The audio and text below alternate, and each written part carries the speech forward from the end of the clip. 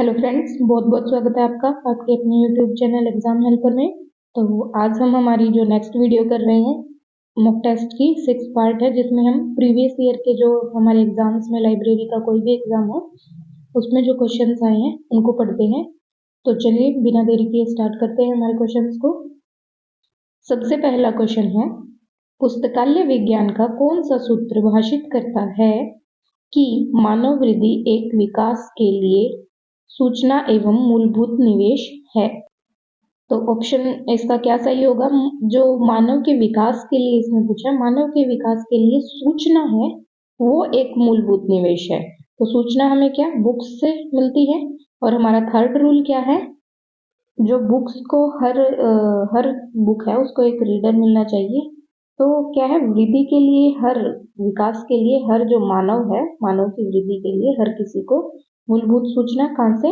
Book से मिलेगी। तो इसका राइट आंसर तृतीय सूत्र होगा। ठीक है, नेक्स्ट क्वेश्चन करते हैं। S.R. रंगनाथन द्वारा लिखी गई प्रथम पुस्तक निम्न में से कौन सी है? तो बहुत इजी है। S.R. रंगनाथन जी द्वारा जो सबसे पहले पुस्तक लिखी गई थी वो कौन सी थी? 5 laws of library science. And कब लिखी गई थी? 1931 में। और जो 5 लॉज हैं वो इवेंट किए गए थे 1928 में। सॉरी 1928। ओके, लेकिन जो बुक है वो पब्लिश की गई थी 1931 1931 में। नेक्स्ट क्वेश्चन करते हैं। डॉक्टर रंगनाथन द्वारा प्रतिपादित पुस्तक विज्ञान का कौन सा सूत्र है जो बच्चों, दृष्टिहीनों एवं असक्षम कारीगरों, नवसाक्षरों, किसानों व मजदूरों आदि को सार्वजनिक पुस्तकालय की परिधि में लाता है? तो जो हमारा सेकंड रूल था, every reader his her book, हर जो पाठक है उसकी अपनी एक किताब होती है। इस जो सूत्र को हमने जो 5 लॉज हैं वो पढ़े थे डिटेल में। अगर आपने नहीं देखे हैं तो डिस्क्रिप्शन में उस वीडियो का लिंक दे दूंगी, आप वहां से देख लीजिएगा। तो उसमें क्या था कि जो कोई भी ग्रुप हो, रीडर्स का कोई भी ग्रुप हो, उनको अगर उसके बारे में किसी क्वेश्चन में या किसी बात में उल्लेखित किया जाता है तो वो क्या है, हमारे दूसरे नियम के अंतर्गत आता है। तो इसका दूसरा जो सूत्र है वो हर जो टाइप के यूजर्स हैं लाइब्रेरी के, उनको अपने साथ लेकर चलता है। ठीक है, तो रंगनाथन जी के सेकंड लॉ के अकॉर्डिंग बच्चों, दृष्टिहीनों, असक्षम कारीगरों और सभी मजदूर वगैरह जो भी हैं उनको अपनी पुस्तकालय की परिधि में लाता है। नेक्स्ट क्वेश्चन है question number 4। OCLC research report के अनुसार अपने समुदाय को उनकी आवश्यकताओं को जानने रंगनाथन के किस नियम का पुनर्स्थापन है? तो जो हमारे यूजर्स हैं उनकी आवश्यकताओं को जानने के लिए जो सेकंड लॉ है कि हर जो रीडर है उसकी अपनी एक बुक होती है और हर वो किसी भी ग्रुप का, किसी भी समुदाय का जो रीडर है उसकी आवश्यकताओं की पूर्ति की जानी चाहिए। तो OCLC रिसर्च रिपोर्ट के अनुसार जो पुनर्स्थापित किया गया है वो सेकंड नियम के अकॉर्डिंग इसको पुनर्स्थापित किया गया है, स्थापन किया गया है। ठीक है, तो राइट आंसर होगा हमारा बी, दूसरा नियम। इसका बी दूसरा नियम। ठीक है, नेक्स्ट देखते हैं। नेक्स्ट 5th क्वेश्चन है, सूत्रों में से उस सूत्र की पहचान कीजिए जिसको रंगनाथन ने अपने लेखन library science and scientific methods में तुच्छ घिसी पिटी बात बतलाया था। तो वो है फर्स्ट लॉ ए। पहला नियम जो हमारा था, रंगनाथन जी ने अपने ही बुक में अपने ही लॉ लाइब्रेरी फॉर व्यूज को तुच्छ और घिसी पिटी बात कहा था, तो वो है फर्स्ट लॉ। ठीक है, पहला सूत्र। नेक्स्ट क्वेश्चन है 6th क्वेश्चन, पाठकों की शुरुआत का मतलब क्या है? पाठकों की शुरुआत को कहा जाता है orientation. C is the right answer. ठीक है, ओरिएंटेशन पाठकों की शुरुआत से संबंधित है। नेक्स्ट क्वेश्चन देखते हैं, उपयोगकर्ता अध्ययन के तरीके क्या हैं? जो हमारे यूजर्स हैं उनको स्टडी करने के कौन से तरीके हैं? मेजरमेंट करना, सर्वे करना, कम्युनिटी प्रोफाइल भी देखना कि वो किस समुदाय से क्या उसका इंटरेस्ट हो सकता है। तो ये सभी क्या है? यूजर्स को अध्ययन करने के तरीके हैं। ठीक है, यूजर स्टडी के मेथड्स हैं, measurement, survey and community profile. Okay, तो D is right answer, all the above. Next question है, जो पुस्तकालय का उपयोग करते हैं उन्हें क्या कहते हैं? अभी मतलब पीछे ही हमारी बात चल रही थी, उसी में क्या है, जो यूजर्स ही बोलते हैं, तो मुंह से ही मतलब यूजर्स निकलता है। जो लाइब्रेरी के पाठक होते हैं, जो लाइब्रेरी को यूज करने आते हैं, उनको क्या बोला जाता है? Users of library. ठीक है, नेक्स्ट क्वेश्चन देखते हैं। नेक्स्ट क्वेश्चन, 9th क्वेश्चन है, विपणन संभावनाओं एवं उपभोक्ताओं के साथ संबंध निर्माण की एक प्रक्रिया है ताकि लाभ के साथ उत्पादों एवं सेवाओं को विकसित एवं प्रोत्साहित किया जा सके। यह परिभाषा किसने दी? तो ये परिभाषा दी गई है चेरिस गैरेट द्वारा। ठीक है, बी इज राइट आंसर, चेरिस गैरेट। नेक्स्ट क्वेश्चन है 10th क्वेश्चन, पुस्तकालय के संदर्भ में कौन सी विपणन की पूर्व अपेक्षा नहीं है? विपणन मतलब मार्केटिंग। तो एक पुस्तकालय के संदर्भ में देखा जाए तो क्या क्या चीजें नहीं की जाती हैं, उनको देखते हैं। सबसे पहले पूर्ण विकसित पुस्तकालय। पुस्तकालय का पूर्ण विकसित होना तो पुस्तकालय का मोटिवेशन पॉइंट है, पुस्तकालय का ग्रो होना तो उसके लिए इम्पोर्टेंट है, तो ये तो नहीं होगा। नेक्स्ट है उपयोगकर्ताओं की प्रतिक्रिया नहीं लेना। ये तो बात गलत है कि जो यूजर्स हैं उनकी प्रतिक्रिया तो लेना लाइब्रेरी के कार्य के उद्देश्यों के अंतर्गत आता है कि यूजर्स सेटिस्फाई हैं या नहीं है। उपयोगकर्ताओं की संतुष्टि, यस ये राइट, ये तो संदर्भ में आता है। नेक्स्ट है सतत उत्पादों की पूर्ति। जो सतत है वो कॉन्टिन्यूसली जो बुक्स चाहिए हैं उनकी भी पूर्ति होती रहती है लाइब्रेरी में। तो ये ए, सी एंड डी, ये तीनों तो अपेक्षाएं हैं, लेकिन उपयोगकर्ताओं की प्रतिक्रिया न लेना ये गलत है, तो राइट आंसर होगा B. Okay, B is right answer, उपयोगकर्ताओं की प्रतिक्रिया न लेना जो लाइब्रेरी है उसकी अपेक्षा पूर्ण अपेक्षा नहीं है। ठीक है, नेक्स्ट क्वेश्चन है 11th क्वेश्चन, उपयोगकर्ता अध्ययनों को 3 श्रेणियों व्यवहार अध्ययन, उपयोग अध्ययन, सूचना प्रवाह अध्ययन में किसने श्रेणीबद्ध किया था? तो मेनली क्वेश्चन पूछा है कि जो यूजर्स की 3 कैटेगरीज डिवाइड की गई थी, जो बिहेवियर का एनालाइज है, यूजेस का उपयोग का एनालाइज है, और सूचना का प्रवाह इंफॉर्मेशन को फ्लो करने का जो एनालाइज है वो किसके द्वारा दिया गया था? तो इसका राइट आंसर है मेंजेल, बी।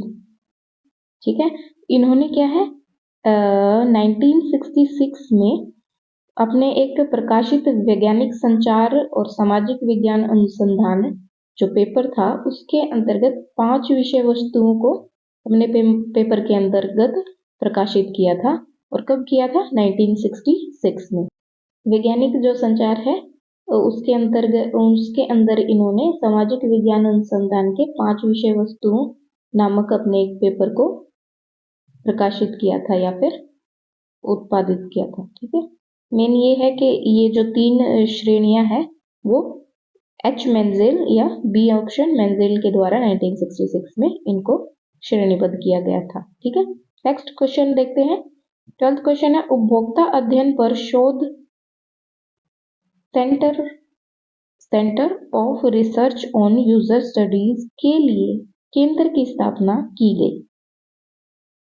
तो इसका राइट आंसर है ए ऑप्शन, ये ए नहीं प्रिंट हुआ है, ए ऑप्शन ब्रिटिश पुस्तकालय द्वारा।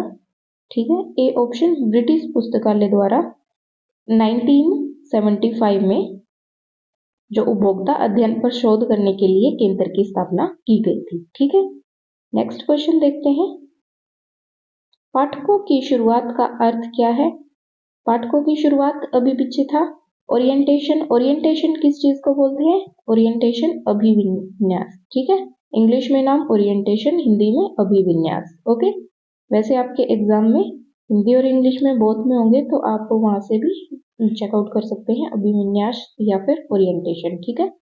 क्योंकि कई बार ऐसे होता है कि अभिविन्यास क्या पता याद ना रहे, ओरिएंटेशन से याद रह जाए कि जो पाठकों की शुरुआत है उसको ओरिएंटेशन बोलते हैं, तो वो इंग्लिश से भी आप कंपेयर करके देख सकते हैं, ठीक है। तो पाठकों की शुरुआत का अर्थ क्या है? अभिविन्यास, ओरिएंटेशन।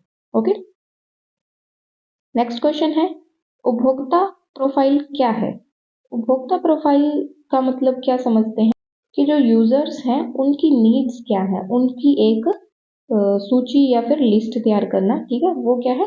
उपभोक्ताओं की प्रोफाइल। तो ऑप्शन में क्या है? उपभोक्ता आवश्यकता की सूची विवरण, सूचना विवरण, ये बात ठीक है। तो यही ऑप्शन वैसे तो हमारा हो गया है। पुस्तकालय के उपयोग का एक विवरण, पुस्तकालय का उपयोग नहीं, ये यूजर्स के बारे में पूछा गया है। उपयोगी फाइल नो, उपयोगकर्ताओं की एक सूची नहीं, एक यूजर की प्रोफाइल के लिए जो उपयोग करता है उनकी आवश्यकताओं की सूचना का विवरण क्या कहलाता है? उपभोक्ता प्रोफाइल, ठीक है। A is right answer. Next question देखते हैं। नेक्स्ट क्वेश्चन है निम्नलिखित उपभोक्ता केंद्रित मूल्यांकनों की सबसे उपयुक्त घटक को पहचानिए जो डी एलिस के अनुसार उन्होंने सूचना सेवाओं और तंत्र के अन्य मूल्यांकनों से अलग करता है। तो इसकी ये फोटो है, इसको चेक करते हैं एक बार, इसमें क्या क्या दिया गया है। सबसे फर्स्ट है सूचना सेवाओं और तंत्रों, और उनके, एक बार थोड़ा सा जूम ज्यादा कर देती हूँ, आपको अच्छे से दिख जाएगा, अभी दिख रहा है ना। सूचना सेवाओं और तंत्रों और उनके प्रचालन पर्यावरण पर ध्यान केंद्रित करना। अब हम इसमें क्या क्या बात पढ़ रहे हैं कि मूल्यांकन, जो उपभोक्ता के केंद्रित मूल्यांकन है उसके बारे में हम पढ़ रहे हैं। तो सूचना सेवाओं और तंत्रों का प्रचलन पर्यावरण पर ध्यान केंद्रित करना, तो एक जो यूजर है उसको सेटिस्फाई करने के लिए जो तंत्र, जो सर्विसेज हैं, जो हमारे लाइब्रेरी में यूज होने वाले क्या बोल सकते हैं उनको, तंत्र मैंने इंस्ट्रूमेंट्स, ठीक है, वो क्या है, उन पर ध्यान केंद्रित करना, ये बात ठीक है। नेक्स्ट है उस प्रचालित पर्यावरण में काम करने वाले सूचना पेशेवरों के मूल्यांकन के लिए उत्तरदायित्व को निभाना, ये बात भी ठीक है। जो काम कर रहे हैं पेशेवर, उनके मूल्यांकन के उत्तरदायित्व को भी निभाना, जो उपभोक्ता के मूल्यांकन पर केंद्रित है।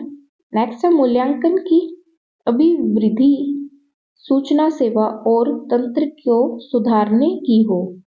जो मूल्यांकन की अभिवृद्धि, मूल्यांकन की जो काम है मेन मूल्यांकन का, अभिवृद्धि मतलब समझते हैं मंशा, जो मंशा है मूल्यांकन का, वो सेवाओं और तंत्रों को सुधारने की हो और निश्चित तौर पर गुणात्मक, संग्रात्मक, लघु स्तरीय और निदानात्मक प्रकृति की होनी चाहिए, ये बात भी ठीक है। नेक्स्ट है सूचना प्रबल कीमत में लाभ विश्लेषण के साथ गैर समग्र संख्यात्मक पर बल, वृहद स्तर और दीर्घ मूल्यांकन उपागम पर ध्यान केंद्रित करना। सबसे पहले तो इसमें ये बात गलत हुई कि सूचना प्रबंधन में कीमत और लाभ का विश्लेषण करना, जो लाइब्रेरी की ग्रोइंग के लिए है वो लाभ और कीमत नहीं आते हैं। और नेक्स्ट है कि दीर्घ मूल्यांकन उपागम, दीर्घ जो हर कोई मूल्यांकन किया जाता है वो शॉर्ट टर्म के लिए, शॉर्ट टर्म में जो हमारे रिजल्ट्स हैं वो अच्छे आने के लिए किया जाता है, तो दीर्घ उपागम के लिए ध्यान केंद्रित करना, ये भी गलत है। तो 4 गलत है, 1, 2 एंड 3 ये ठीक है। तो हमारे ऑप्शन के अकॉर्डिंग देखते हैं हम, हमारे ऑप्शंस क्या है। सबसे फर्स्ट ऑप्शन है 2, 3 एंड 4। 2, 3 तो ठीक है लेकिन 4 ठीक नहीं है, तो ए ऑप्शन नहीं होगा। बी ऑप्शन है 3 एंड 4, 1, 3 एंड 4 नहीं, 2 ही आना चाहिए, ये भी गलत हो गया। सी है 1, 2 एंड 3, ये ठीक है। तो सी इज राइट आंसर। ठीक है, नेक्स्ट क्वेश्चन भी ऐसे ही है, एक सेकेंड, नेक्स्ट क्वेश्चन को अब जूम कर लेते हैं। नेक्स्ट क्वेश्चन पढ़ते हैं हमारा, उपभोक्ताओं की आवश्यकताओं का अध्ययन करने के लिए सामान्यतः प्रयोग किए जाने वाले उपागमों में निम्नलिखित में से कौन सा उपागम सबसे अधिक सही रहेगा। अब ये इनके जो उपागम है वो दिए गए हैं, ये वाली फोटो जो है इधर, ये वाली, इसको देखते हैं एक सेकेंड, ये वाली। ओके, तो सबसे पहला है, प्रयोक्ता अपनी समस्याओं का विश्लेषण करते, जो उपयोक्ता है वो अपनी समस्याओं का क्या विश्लेषण करते हैं और क्या निर्णय लेते हैं। प्रयोक्ता के उनकी आवश्यकताओं के विषय में बताए और कथनों को संकलन करें। इसमें क्या पूछा गया है कि जो यूजर्स है, उपभोक्ता है, उनकी जो आवश्यकता है उसका अध्ययन कैसे किया जाए। ठीक है, उनकी अध्ययन करने के लिए किस टेक्निक को, इन चारों में से कौन सी सही रहेगी। तो उपभोक्ताओं के जो पहली समस्या सबसे ये है, ये ठीक है, क्योंकि समस्याओं का विश्लेषण करना और उनका निर्णय लेने की क्या कैपेसिटी है जो यूजर्स की है, उन सभी के बारे में यूजर्स के साथ बातचीत करके उन कथनों को संकलित कर दिया जाए या फिर एक डाटा बना दिया जाए कि यूजर्स हैं जो भी ऐसी प्रॉब्लम्स हैं उनके बारे में किस टाइप से सोचते हैं और कैसे उनका सॉल्यूशन करते हैं। तो फर्स्ट राइट होगा, सॉल्यूशन का कथनों का संकलन किया जा रहा है। नेक्स्ट है, पिछले प्रयोगों का परीक्षण करना और मान लेना कि भविष्य में भी ऐसा ही होगा। ये बात भी ठीक है कि यूजर्स का पहले फीडबैक क्या था कि आने वाले टाइम में भी यूजर्स उसी टाइप से बिहेव करेंगे, तो ये मान लेना भी एक यूजर्स की आवश्यकताओं को अध्ययन करने का सही तरीका है। नेक्स्ट, उपभोक्ता का मानवीय मूल्यों के प्रति दृष्टिकोण का तथा उनके पूर्व कथनों का अध्ययन करना। मानवीय मूल्यों का अध्ययन करना तो कोई ठीक नहीं है, क्योंकि उनकी जो पर्सनल है, एथिक्स है, उसके प्रति दृष्टिकोण हमारी लाइब्रेरी से कुछ रिलेट नहीं करेगा। उनके पूर्व कथनों का अध्ययन, पहले वाले कथनों का अध्ययन तो ठीक है, लेकिन जो उनकी एथिकल जो सोशल लाइफ है उसके बारे में दृष्टिकोण उपभोक्ताओं का, ये ठीक नहीं है। राष्ट्र निर्माण में उपभोक्ताओं के योगदान पर प्रयोग करना। राष्ट्र निर्माण और एक लाइब्रेरी के यूजर्स की आवश्यकताओं का अध्ययन करना, ये कोई मेल की बात नहीं है, तो 4 नहीं है, 3 भी नहीं है। ठीक है, तो 1 और 2 इसका राइट होएगा। तो 1 और 2 किसमें दिया गया है, बी में 1 और 2 को सही बताया गया है, तो B is right answer. Okay, next question करते हैं। नेक्स्ट 17th क्वेश्चन है हमारा, उपयोगकर्ता की सूचना खोज व्यवहार को जानने की पद्धति को क्या कहते हैं। उपयोगकर्ता का अध्ययन, जो यूजर्स हैं उनका एनालाइज करना। ठीक है, लेकिन एक कंफ्यूजन के लिए आप ऐसे भी हो सकते हैं कि व्यवहार, उपभोक्ता व्यवहार अध्ययन, लेकिन व्यवहार अध्ययन में कई फैक्टर्स और जुड़ जाते हैं। व्यवहार अध्ययन नहीं, उपभोक्ता का एनालाइज करना, अध्ययन करना, ए इज राइट आंसर। ठीक है, उपभोक्ता की सूचना खोज व्यवहार को जानने की पद्धति को उपभोक्ता अध्ययन कहते हैं। ठीक है, नेक्स्ट क्वेश्चन है 18th क्वेश्चन, इनमें से क्या उपयोगकर्ता अध्ययन का प्रायोज्य नहीं है। तो उपयोग जो यूजर्स है उसका अध्ययन करने के लिए क्या क्या, संकलन का विकास और वैज्ञानिक तरीके से करना। हाँ, संकलन विकास के लिए वैज्ञानिक तरीके का उपयोग किया जा सकता है। उपयोगकर्ता की स्थिति जानना, स्थिति जानना यूजर कहाँ है, ये कुछ ठीक नहीं है।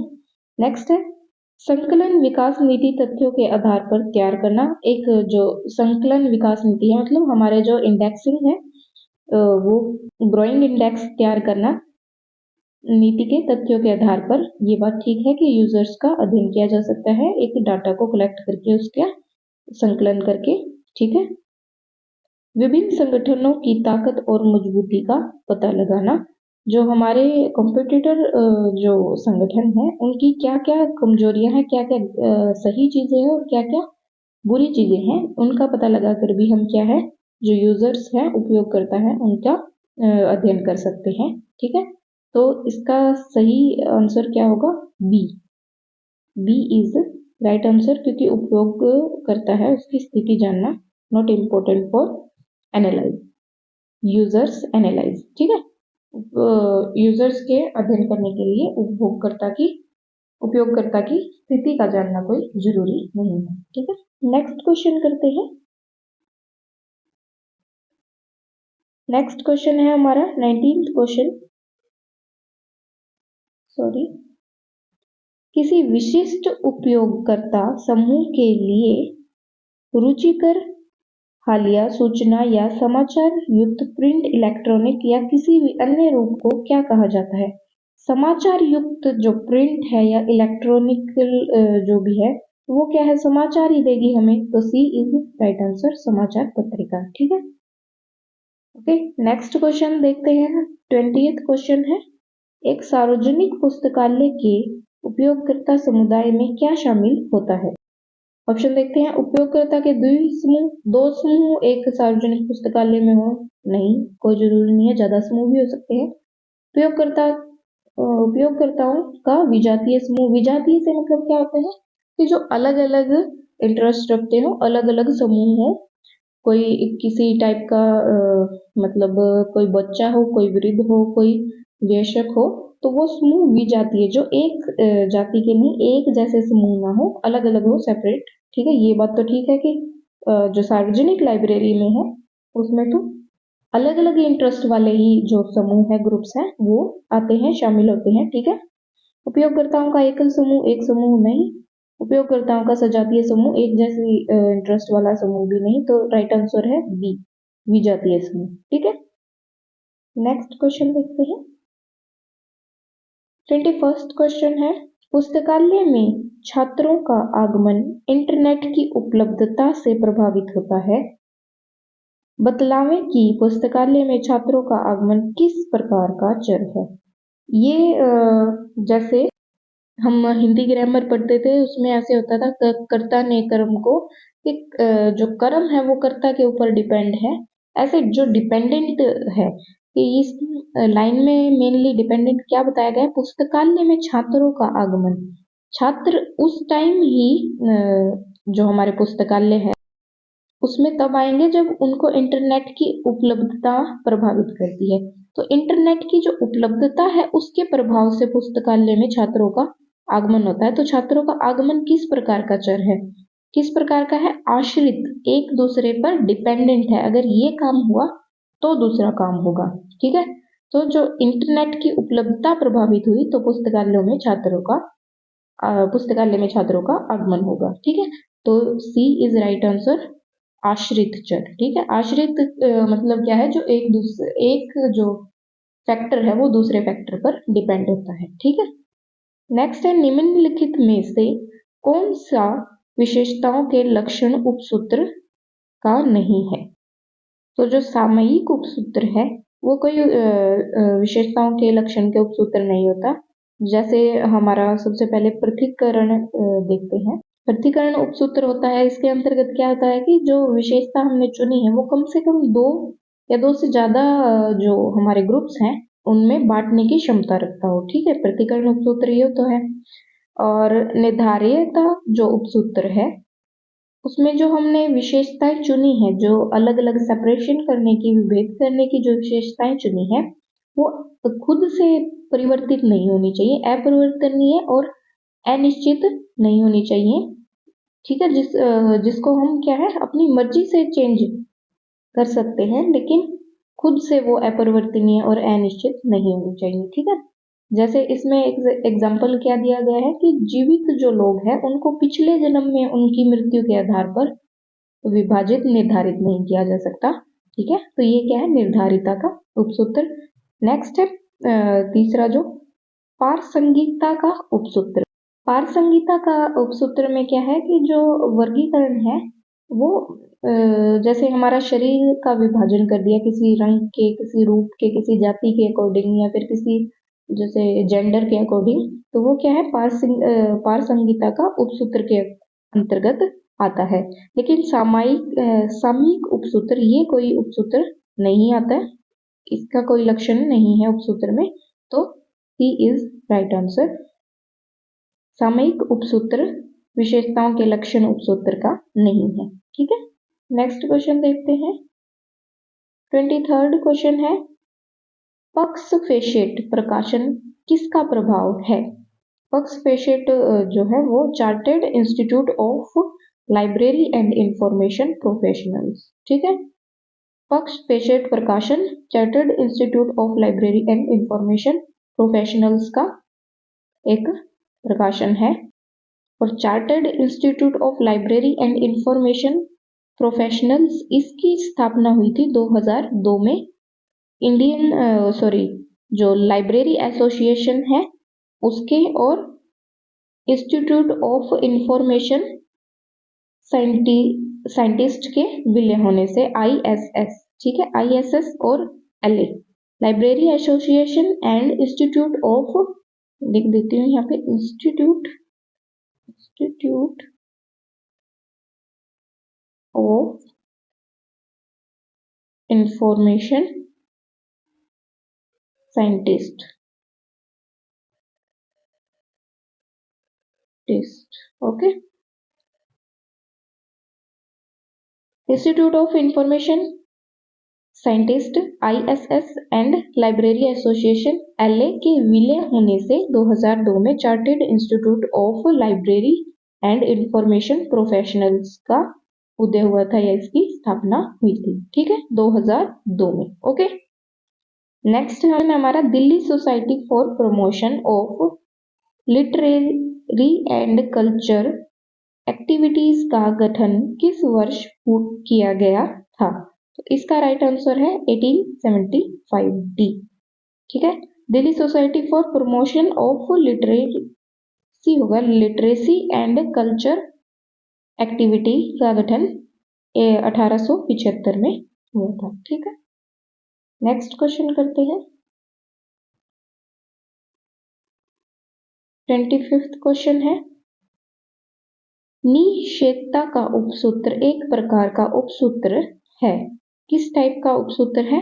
पंक्ति का उपसूत्र है। ठीक, एक पंक्ति है वो एक एकल विशेषता के आधार पर व्युत्पन्न सार्वभौमिक के वर्गों का क्रम है, और इनके जो पद है जो पद व्यवस्थित होते हैं पद के अनुसार। ठीक है, इनके पद के अनुसार ये व्यवस्थित होते हैं पंक्तियां, और ये वैचारिक तल का क्या तीसरा उपसूत्र है। ठीक है, जो पंक्ति है उपसूत्र वो वैचारिक तल का तीसरा, थर्ड उपसूत्र है। ओके, नेक्स्ट क्वेश्चन है, डॉक्टर SR रंगनाथन के अनुसार जहां भी पंक्ति का दुर्बिनीकरण किया गया हो तो पदानुक्रम के उपसूत्र का उल्लंघन होता है।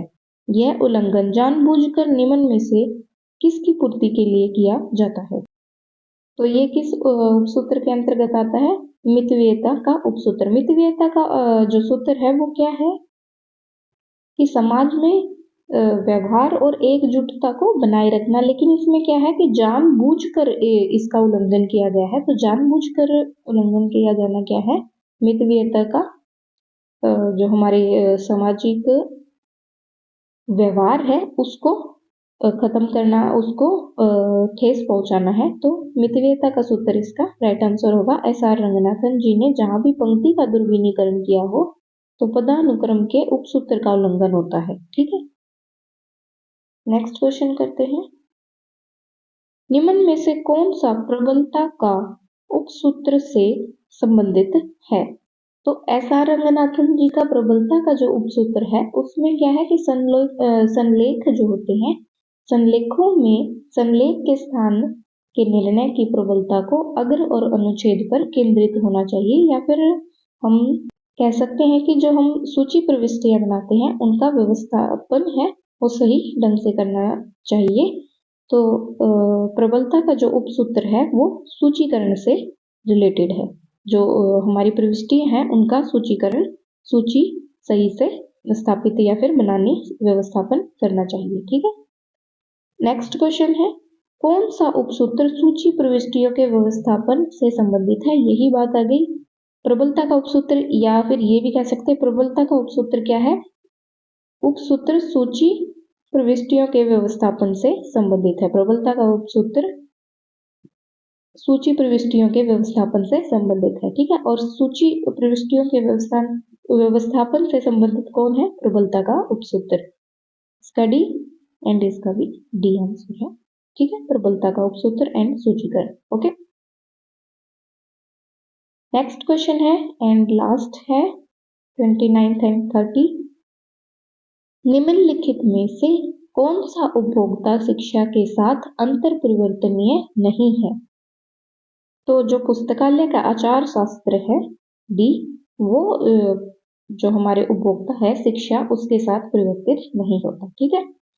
उपभोक्ता शिक्षा के साथ परिवर्तित नहीं किया जा सकता वो पुस्तकालय का आचार शास्त्र जो किसी ऑर्गेनाइजेशन को, किसी समाज को चलाने के लिए उनके आदर्शों को बनाया जाता है।